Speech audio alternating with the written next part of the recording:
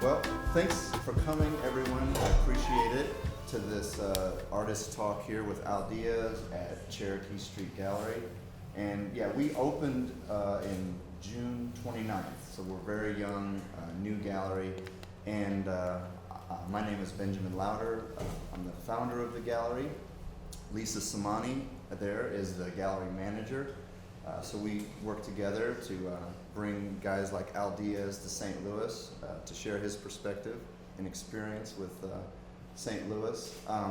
I worked as an artist for a few years, several years, and commercial artist a little longer.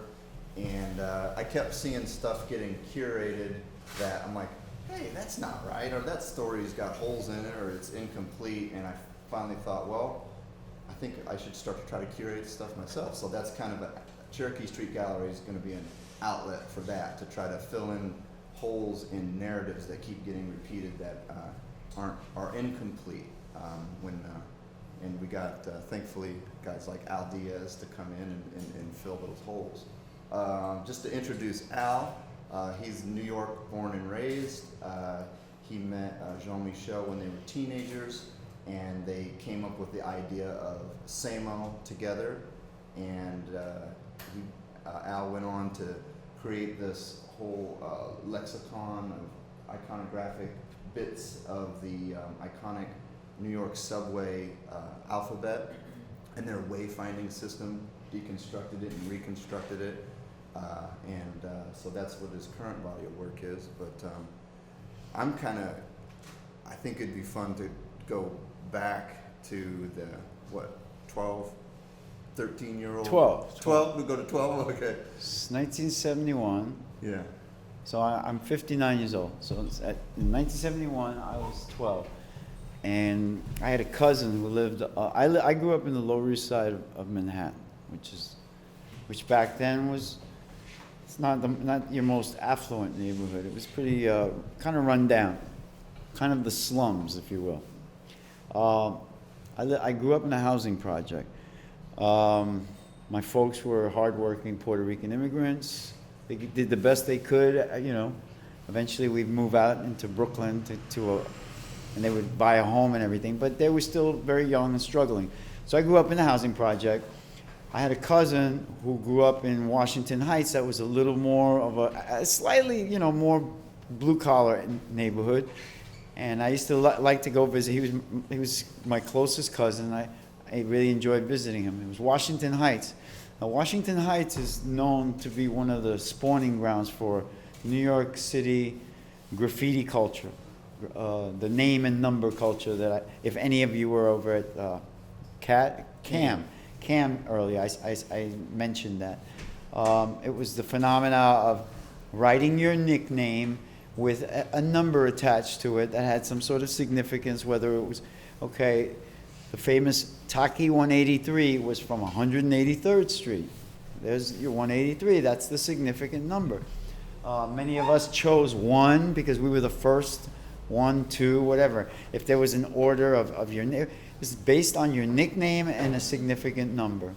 So there was none of that was visible where I grew up in the Lower East Side, and I was impressed with this when I, upon going to visit my cousin in this neighborhood, Washington Heights. So and something about the fellas up there, they had a certain style. I'm at the age where I'm looking for an identity. I'm 12. I want to, I'm not much of an athlete. I'm not this. I'm not that. So I'm like, hey, I would like to kind of write on walls, I think that's kind of cool. And these guys had a flair. They had style. There was a certain, and this is a burgeoning subculture. We're developing the style. So came in the beginning. So like at that stage, was it more about like how often you can get your name up and how weird a place? Yes, is? it wasn't this kind of like, you know, artistic expression per se. Maybe there was some of that in there, but we weren't really aware of that because the first generation of graffiti writers were primarily, the age group was from 9 to 14. That was the age. And I was right in the center there. I was at the age of 12. But it was a very young culture, extremely young culture, which when you think about like the fact that it's a global phenomenon, that's something to behold. I mean, a group of kids from 9 to 14 created this, and it's become, you know, I mean, advertising companies use the graffiti format to spread their word. So, you know, and no one was like, oh, we're doing something revolutionary. I mean, we were in it. We're too busy in it to be objective about it. Yeah. So it was very male-oriented. It was a kind of a big pissing contest. It's like, my name is going to be around more than your name. It wasn't like, I'm going to be really creative today. Bullshit. It wasn't about that. It was a sport. It was a sport. So you started out as Bomb One. That was a nickname that I got prior to the graffiti thing. It's like, because I was known to kind of like explode or panic or whatever. And I knocked my friend over who, he ended up, I accidentally knocked him into a bush. And he was like, you fucking bomb, or something like that. And the name stuck. So that's where that came from. But I already had this nickname, so I used it for graffiti. And I stuck with it because one nickname for over a long period of time is more efficient than, say, 5 nicknames that, because it doesn't, what it does is it dilutes each name, if it's not that significant, you know. Yeah. But this way people knew me as, oh, that's Bomb. You know? Right. In that way, that repetition and consistency, I mean, it's branding. Yeah, you can branding. Definitely see. I mean, do you think when you look backwards, like some of those techniques are what account for the global reach that it has or have you given that a lot of thought? Like, why or how? You mean sticking with one thing, or that and a certain? Well, one... if the graffiti writing culture was emulating or appropriating some of the concepts that work inside of marketing and branding, do you think that's part of what made it blow up, or? Well, maybe. I mean, we were imitating like comic book letters and cereal boxes and stuff like that. Right. I mean, and then it evolved from that. I mean, just kind of. Right. But that was the first templates that we were using to try to make something look slick or And then when you transition from Bomb One to SAMO. Well, that was much later. By the time I did that, I had already established a name for myself in the graffiti, in New York City graffiti culture and graffiti community. People knew me. People knew me from all over the city. Mm-hmm. I mean, I wasn't a Stay High 149, but I was pretty well known. It was Bomb One, and I had a good style, etc., etc. I had influenced other writers, which is kind of important in terms of establishing your presence or your importance as a. And I always need to remind you that, I mean, as crazy, as silly as it sounds, this is a teenage culture. So this is the teenage ego thinking. I'm Bomb One, right? Whatever. Well, but by then, that's when I met Basquiat, and this is one of the things I have a problem with, is because you read in a lot of accounts that Basquiat, they describe him as a graffiti artist. Now that's like me calling myself a skateboarder. It's like, I've drawn on a few planks, but I never skated. So he never was part of that graffiti culture. What we did was completely apart from the subway graffiti culture. It had nothing. The same old graffiti was almost a reaction to that. It was like, no, we're going to do something smart because we're smart guys and we want adults to read this. Generally, the graffiti that we were doing in the subway culture was for each other. Yeah. It's like, I'm not doing this for some like lawyer to read it. I want like comment one to read it, you Yeah. know, so that, oh, that dude's good, you know. But what we were doing here was we were breaking away from that. We were saying, fuck those graffiti guys. What we want to do is, and I was the active participant in that culture. Like I said, Yeah. he didn't talk like a graffiti artist. He didn't dress like a graffiti. We had a style. We had a way of being, you know. Even still, if you go to a graffiti, like an old graffiti guy event, everybody's wearing camos, you know. Yeah. Shell And toes. these are like 62, right? But that's it. We had a style and we had a way of talking. We were developing a slang which has stuck. People as a tag.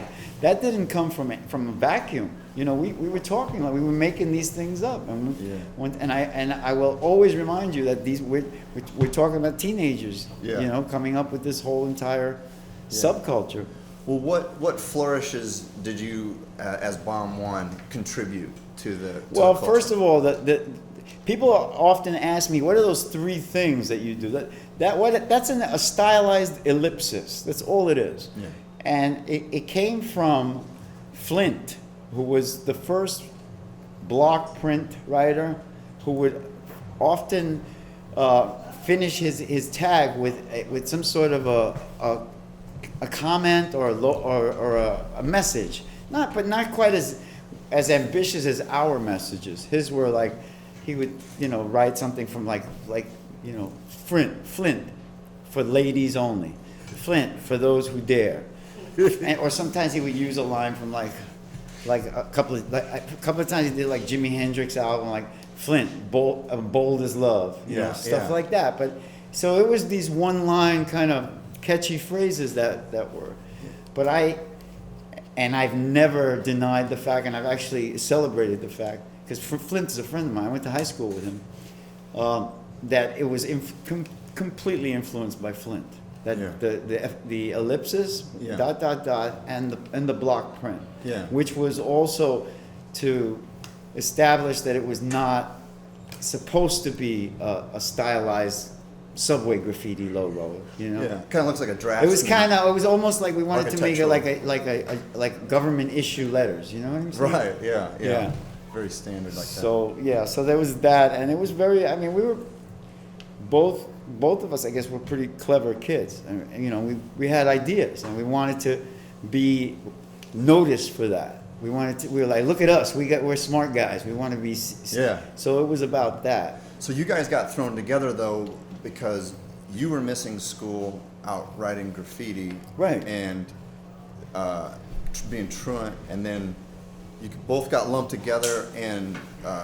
City as a school? Right. We ended up. We both. After the 11th grade, I simply wasn't attending school much anymore. I was just spray painting trains, and I was asked to transfer to another school because, you know, but the dean actually suggested this alternative experimental school because he was kind like that. It wasn't just like, go fend for yourself, kid. Here, why don't you try this school?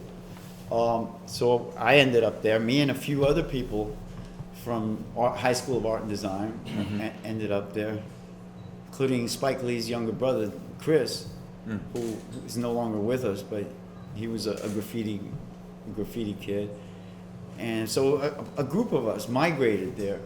And Jean-Michel had come from Edward R. Murrow, which was another smart kid school, but he couldn't. But he could. I don't know. I mean, I didn't go to school with him until then, so he was just a problem kid. He had. We all had issues, you know. Yeah.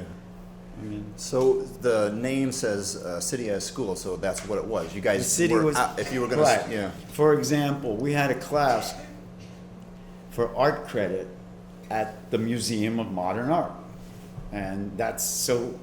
You would actually go to. So it was. Whatever you were supposed to be getting credit for was a kind of a hands-on learning experience. Yeah. Describe that story you were telling me about where you guys were checking out Picasso. Oh, okay. This is in a sense we're inner city kids and in a sense privileged because not a lot of kids get to like go and you're gonna have an art class. We're like discussing Guernica in front of Guernica, okay? So it's like, yo, check it out, right? From the hood, and we're like here, and we had this woman, Sylvia Milgram. She was she was probably an Upper East Side lady who, you know, she of means, who in her spare time did these art talks. So she was our tour guide. Yeah. So Jean-Michel, being himself, was like, lady, well, how do you know all this stuff? Like, what gives you the right to comment on what Mr. Picasso was thinking? You know, so he was very disruptive. So that, I mean, you know, it was always like that. Yeah. The class would always be, he was the guy who was going to interrupt the class and ask, why is it that you know, what gives you license? What's your authority? Yeah, what is your authority? Yeah, to interpret his thoughts. But yeah, but that's, I mean, that's the kind of a learning experience that we had. You know? Well, that must have appealed to you. Well, I mean, it certainly was. You know, talk about like breathing room. You know, we were able to have space and to get and to learn stuff at the same time, because we really were learning stuff. You know? And that connection that was the jumping off point for the. So we also had the freedom to put together a school newspaper, and Jean, who was a brilliant writer, he was a very good writer, and we did a lot of drawings, and I contributed a lot of essays to or short stories, whatever, to this paper. Well, around the same time, we had met up with some girl named Elizabeth. I'm gonna exclude her last name, but her folks, they like to smoke weed, right? Her parents, and they lived right. But we're like young kids, and we're like, we found that to be novel, you know. It's like, okay, let's go to her. And they lived in a loft in Tribeca when it was like tumbleweed central. Nobody lived down there. So we'd go over and smoke weed with Elizabeth's folks. Her father was a videographer. He was like a Fluxus artist. They were interesting people. But it got really tired. The whole scene was like kind of like Groundhog Day. It was always like the same thing, right? Yeah. It's like, he's gonna say this, and she's gonna do that. So we thought it was funny, you know. Yeah. And we came up with this thing. We'd say, okay, we're going to go over to Samo's house, you know, because it was the same old shit every time. And that's where that Samo thing came from. Yeah. But it morphed. It didn't. By the time it became something. It was just a word at that. You know. Yeah. By the time it became Samo as a graffiti thing. So what happened was, writing for the school newspaper. We did one edition that was about like the occult, religions, or just spiritual stuff. So Jean writes this short story about a guy who sells religions. He's like on top of the Papaya King on 42nd Street, in a little office selling religions. It's got like the 2-for-1 Buddhist sale. So yeah, he was a great writer. The religion of the day, or the special for the day, was Samo. You know, that was like a special religion. It was like you do anything you want, and then when you go to the pearly gates, you say, "I didn't know." You know? So that was the premise of the religion. Anyway, so we thought it was hilarious. Along with that story, we wrote, and I just found a copy of it, which is treasure, was a pamphlet. And we drew all these testimonials, like I think it was 6 or 8 people drawn, that are like talking about their experience with Samo and how it's changed their life and how it's a testimony. So we take me and a couple of friends take these pamphlets, and we start giving them out on the street.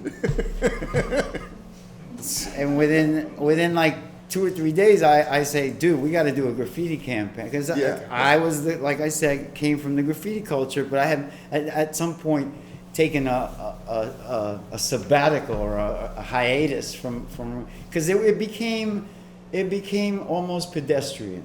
It was like everybody was right, and then we were doing different things. We were having a good time. So I stopped. You know, it wasn't an active participant to that extent anymore. But this was like, oh, now we got to start writing again because this is. So and then the rest is history. Then we just kept elaborating on what the SAMO was. It morphed. It developed, and what it eventually became was, like, if you read the SAMOs in this room, you'll see that it's like this product that offers all kinds of stuff. Like but it's a product. It is not a tag of a person. Yeah. It never had a face. That came later. Right.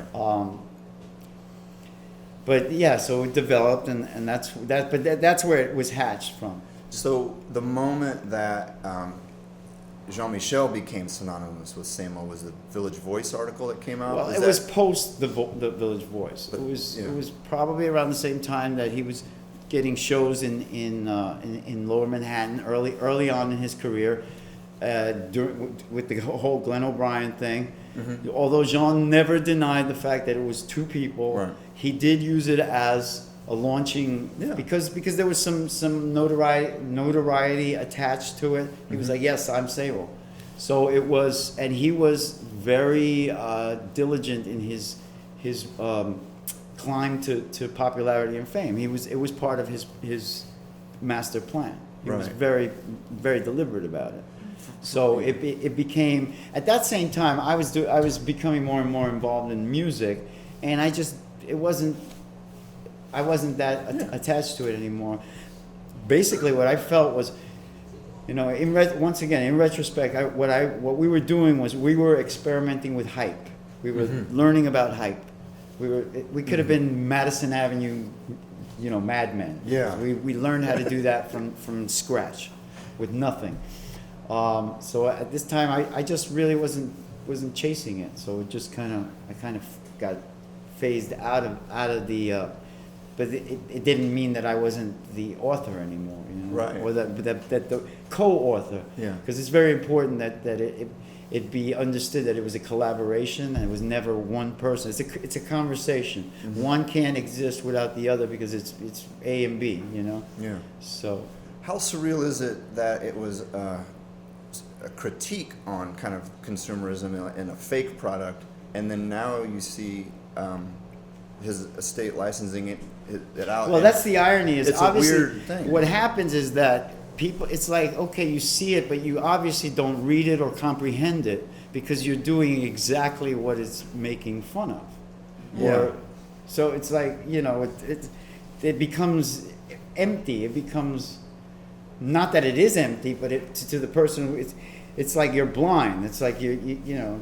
So in a sense, it proves itself. I mean, those comments prove them, like how relevant they really are. Or will always be relevant. You know? Yeah. It's. So, you know, you coming out of a more pure graffiti art culture, and your peers and a lot of the people that Jean was kind of seeking out, because at that time, wasn't he trying? He was kind of fascinated with that culture. He wanted to, you know, align himself with that culture. Talk about a few of the, like, Ramel Z was a cat that he sought out, and the rest of the guys from the Mitchell. The Mitchell projects. crew, yeah. Well, I think, you know, and that's just me second guessing, because I mean, I hung out with all of them. We all hung out together at Crosby Street. Quite often, it seemed like Jean was tolerating, especially Ramel, because Ramel was he was always butting heads with Jean, and always like kind of doubting him and kind of being a devil's advocate about everything he did. So it's like he wanted he was very generous. Jean was very generous, and I think he wanted to share some of this with some of those guys. I don't know if he really wanted to be part of that culture per se, but he wanted to have that with him. He wanted to bring some of these guys into the picture. Because like people like Tox, you know, these guys had minds, you know. They weren't just like you know, dusted out graffiti. I mean, even though a lot of us were dusted out. Sure. They you know, they had something on the, you know, they were thinking. Dusted philosophers. Yeah, they were thinking of stuff and doing stuff. And, you know, Ramel was, you know, I like to describe him as the Sun Ra of graffiti culture. That's a great description. You know. Do you guys know who Ram LZ is? Yeah. Yeah, he's definitely worth a Google if you don't know who he is. And another filling in on when you said that he went on TV Party, that was a public access TV show hosted by Glenn O'Brien, who passed away in the last couple of years. Right, who's the subject of that painting that hangs in the MoMA. There's a big head. It's called Glenn O'Brien. Yeah, So he played a very important role in Jean-Michel's life. They were friends until the end. That show was a real intersecting point of like a lot of different aspects of culture, wasn't it? I mean, kind of. Well, but not from a very serious point of view. I mean, it was kind of a goofy kind of thing going on, but there was a lot of interaction. I was on there one time with Paul Salama, with the girls from Paul Salama. Yeah. And Jean was the and I was pissed at him, and he's like the cameraman. He's coming in my face. And Jean was the cameraman? Yeah, he was holding the camera, and I'm sitting there with these ladies we were all friends from Club 57. Yeah. So there was all these overlaps of the scene of what was going on. Yeah. But it wasn't. I mean, it's not like it was they were documenting seriously the story, like any particular story of. Was there anything serious? I mean, if the writing's a goof and the show's a goof, was it just having fun? It was having fun. It was actually literally a party. What is it like when that teenage scene where you're just having fun and kicking it with your friends and whatever turns into something that's being discussed academically by people, with PhDs and stuff? There's a certain absurdity that goes with that. But because you're like, what? But it's also, there's a certain exhilaration and pride that one has to take. It's like, oh shit, I guess we're doing something a little different that had some longevity, some pertinence, some cultural. We were doing stuff that it was a very rich time. Nobody had a job or much to in terms of material wealth. But we had a lot of other riches, and it was a stressful time. I mean, we mentioned earlier today that the Lower East Side was a dangerous place. It wasn't the type of place you wanted to move to, Yeah. Unless you're seeking, some wild. I had a bayonet put to my neck more than once, Yeah, I mean, a bayonet, It's just like That was the weapon of choice? Why a bayonet? Yeah, They're getting it at the Army surplus store. The bullets. I think the bullets for the bayonet are cheaper. Or oh right, yeah, that makes sense. No, but it was. I mean, it was crazy. Yeah, it was, and I mean, so this Cherokee Street here, and the little amount of time I've spent, you find that a lot of the problems that come up from the street are around drug abuse and drug use, and particularly opioid addiction. Right. And obviously, Jean would probably still be alive today had he not kind of, gone that path. Well, it was a big problem. Since I was a kid in my neighborhood, I was a heroin addict for 19 years. Luckily, I survived that. But it was, a great deal of the crime was due to the fact that people were strung out, and it just follows the environment, violence and crime and drugs. It's all one package, Yeah. It's definitely, it's a quality of life thing. So, is there? It seems like with the city being kind of up for grabs and it being, in that early '70s, late '60s, there's a lot of danger, a lot of pitfalls, but it seems like simultaneously it was like the crucible that had so many great, creative innovation popped out of that. Have you ever thought about like why necessarily? Like what was it? It was the time, it was the history in that neighborhood. Like there's just so many factors. It was, it was the political climate, the fact that the city was fairly bankrupt. It was buildings were the place was falling apart around us, and then there's young people that are still celebrating life, and there's some hope, and there's people being creative, and it's easy to survive there. Financially anyway. It was a challenge to survive, but it didn't cost much. Here in St. Louis, you know, geographically, it's kind of where east meets west and north meets south, and it's so many different things have innovated here too, along the lines of like Scott Joplin, Chuck Berry, rock and roll, Right. Miles Davis. Yeah. And it Major seems like- players. yeah, when things intersect, something new can pop out. Do you attribute any of the multicultural aspect of who was brought together there? I mean, Absolutely. yeah. I mean, it's hard for me to articulate that, but Yeah. I mean, I was one of those people who actually grew up there. Mm-hmm. And, you know, so there was a slight different view of the surrounding. But It was home. But at the same time, I was hanging out with the people that you know, I wasn't really hanging out with the people I grew up with. I was hanging out with this new generation of people. Yeah. You know, and that right there in itself is an overlap or Yeah. fusion of sorts. And I wasn't the only one, but you know, there was. So there were like I think Carlos said it, that there were two, you know, there were more than one community there. There's like the people who've been there, and there's people the history behind it, because it was, you know, always had been a melting pot. At one time, it was the most populated place in either the world or in the United States. Yeah. The Lower East Side, like in the late 1800s, it was the most densely populated, post like 5 Points and all that. Yeah. So in listening to people academically speak about what you guys were doing, do you recall any particularly funny interpretations of something that was a goof between Well, friends no, that- but there's a paint that, and in The Radiant Child, a documentary, a well-done documentary done by Tamara Davis, who, by the way, happens to be married to Mike D of the Beastie Boys. She did a wonderful job on that film. But at the time that I was interviewed, I was still using heroin, and I kind of got I describe a painting that Jean-Michel made specifically for me. He made it for me. It said to and from Walla. Walla was our secret like way of calling each other. It was a kind of an you know, Walla, what's up, baby? and I saw in the Navarra catalog, which is not, I think it's not accepted as the catalog raisonné, but it's a very expensive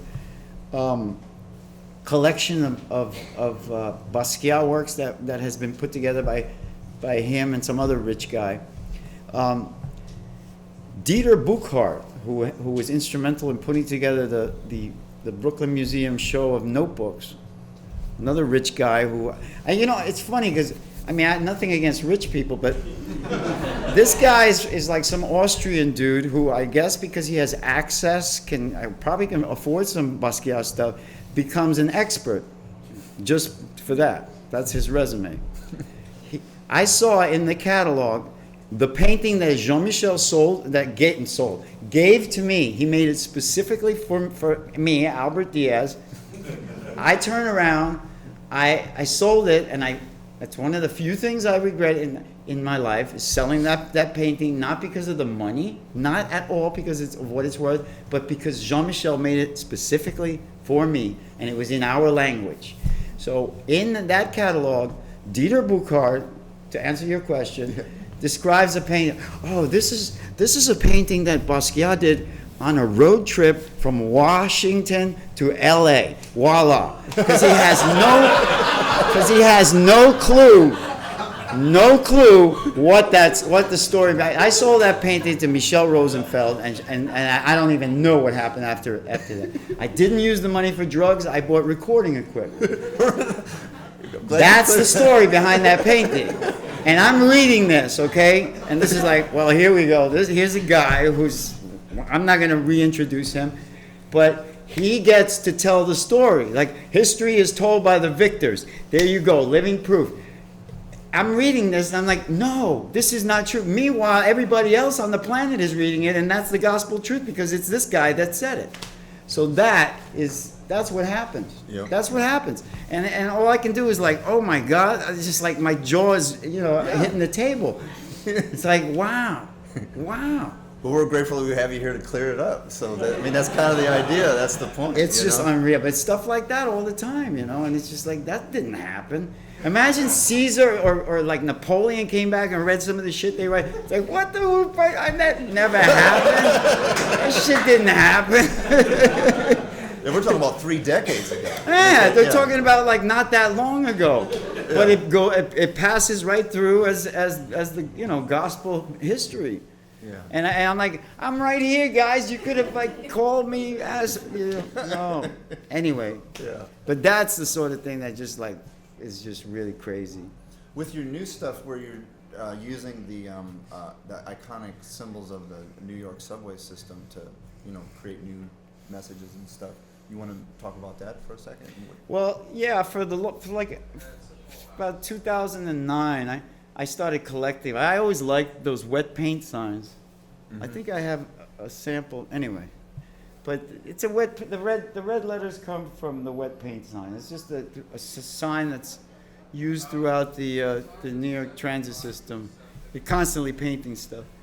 So I started collecting them. I wanted to do something with them because I like the font. I think it's a very strong letter, and you can see it from far away, et cetera, et cetera. So I collected multiple signs and started cutting them up and making anagrams from them. And I did that for a couple of years. I started reposting them onto, I make long anagrams, post them back on the train station, and hope that they stayed up there for more than a few days. And in one case, one time, I put it out on some beams. I had to walk across some beams that you kind of have to be a little bit out of your mind to walk on. And it stayed there for 21 days, because like none of the maintenance guys went, I ain't going out there.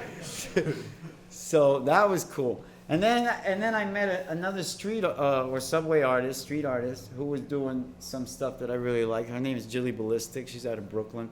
She was using these images of gas mask, people wearing gas masks from all walks of life during World War I and World War II. Just stock footage, you know. Yeah. I mean, stock photographs. Yeah. And I really liked what she was doing. She was cutting them up and doing different things with them. So we met through a mutual friend, and she basically, our collaboration, what it led to was me doing captions for her images. And I found at this point that my 9 characters, 7 characters plus, I turn there's no D here. Oh yeah, I turn the P around and make a lowercase d, and the W becomes an M, because you just flip a W around, it's an M. So I got 9 characters out of 7. So it wasn't enough to say what I had to say. Mm-hmm. I mean, to come up with a caption for her images. So I started incorporating these guys, which are the subway train letters. Mm-hmm. And then eventually I would add, there's a U right there, capture. That's not a U, it's a U-turn symbol. It's like turn around, you passed your destination. So I end up with like 23 characters. There's no O, there's no Y, there's no H, K, X. So what it is, a constrained, it's a one-legged race. So you get to express yourself without a complete alphabet, which is really challenging, and I love a challenge. Over here, if you see, I don't have an H, so I'm doing, we stand mesmerized as fecal matter slams into an electric fan. The reason that it's written that way is because I have no H. I can't write shit hits the. So you become a thesaurus. You start. It really stimulates us.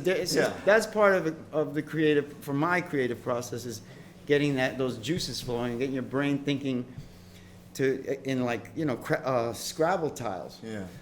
With only certain letters. So that's what that's about. And then I just, you know, it's just like everything. It grows and grows and grows, and then you start playing with it, and like I start cutting them up, and then doing a little, like more, it's more about the letter and not so much about the message, although what I do is primarily about the message, but I still have fun with just the letters. It's good that you grow and evolve and don't just get so stuck in the past and just keep it fresh. Well, it's important not to. Yeah, it's easy for somebody who's you know, who's known to be like somebody who worked with Basquiat to get stuck in the past. Oh yeah. Because it's very easy, and that is to me is like humiliating. You know, that would be like really tragic. Good one. Yeah. It's clever too that you constrained your alphabet. It's almost like a haiku or some sort of iambic pentameter that forces a new kind of creativity. Yeah, it's totally. Cool. You have to work within certain, Yeah. and it makes you stretch as a result. Yeah. Well, we're jam-packed full, and I see people on the sidewalk, so I think it's time to say thanks. All right. You did a great job. Thank you. And we'll be hanging out, so, I mean, any further questions and stuff, you know, you're open for questions, right? Yeah, all night. Yeah. All right, cool. Thank you. Yeah. Thank you. Thank you. Cool. Thanks, bud.